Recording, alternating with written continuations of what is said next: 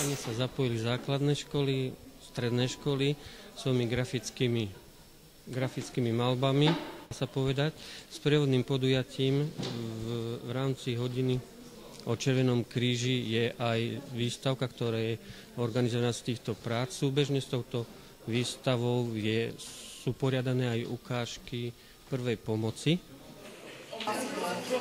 Áno, pretože tomuto sa venujem. Chodím na súťaže civilnej ochrany a tento rok sme skončili ako tým druhý, takže ja osobne by som to možno vedela trošku spreopakovať. Mládež Červeného kríža a spolupráci s Červeným krížom a Juventom cez projekt Komplex sme širokej verejnosti ukazovali ukážky prvej pomoci. Stavy ohrozujúce život, ako sú bezvedomie, šok, nejaké rezné rany, tepnové krvácanie, popálenie zlomeniny.